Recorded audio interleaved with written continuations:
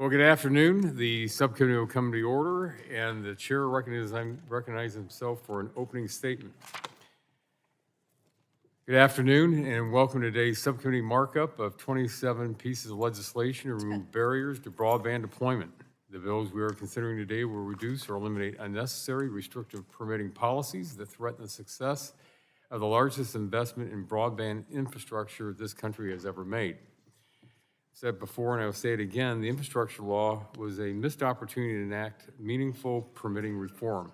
Today, we have an opportunity to fix that mistake. While I'm happy that several of the bills before us are bipartisan, it is disheartening that my colleagues on this side of the aisle were unwilling to work with us on the remainder of the bills in this package. Our proposals make meaningful, common sense reforms to many permitting processes that are barriers to the broadband deployment. With the legislation we are considering today, we are acting to modernize broadband permitting in three important ways. First, streamlining state and local permitting processes. Second, reducing permitting barriers on federal property. And third, removing cumbersome environmental and historical review processes for broadband deployment in certain circumstances. Included in this markup is a bill I'm proud to lead, the Wireless Leadership Act. This bill places reasonable limitations on state and local governments for what fees they may charge and will prevent them from delaying application approvals. Specifically, it provides much-needed transparency into the application process for broadband providers, which helps in the effort to invest in new or upgraded infrastructure. These companies deserve a timely and predictable response to their applications. It would also impose clear shot clocks that would provide reasonable expectations for both applicants and local governments. Additionally, this legislation would address state and local governments that prohibit the deployment of broadband infrastructure or fail to act on an application. Applications that a state or local government fails to grant or deny within the time frame described in the bill would be deemed granted.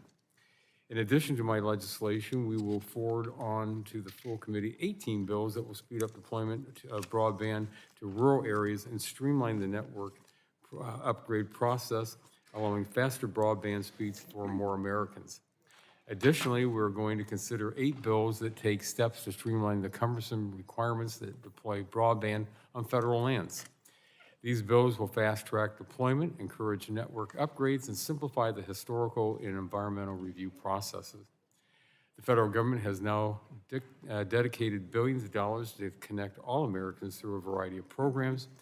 We've heard it time and time again, reforming and simplifying broadband permitting is the only way we can make this money go further and connect more Americans faster. Over the last several years, billions of dollars have been made available for state and local governments that can be used to increase staff to process applications, and we heard from witnesses that resources could be helpful. The resources are there and should be dedicated to process permits to avoid these issues. House Republicans aren't the only ones preaching this message. In fact, even the Biden administration's notice of funding opportunity for the BEAD program requires states to identify actionable steps to reduce costs and barriers to deployment, promote the use of existing infrastructure, including expediting permitting timelines and waiving fees. The Biden-Harris Permitting Action Plan calls for many of the solutions we've put forward today. The goal of closing the digital divide cannot be accomplished without improving the permitting process, particularly on federal lands.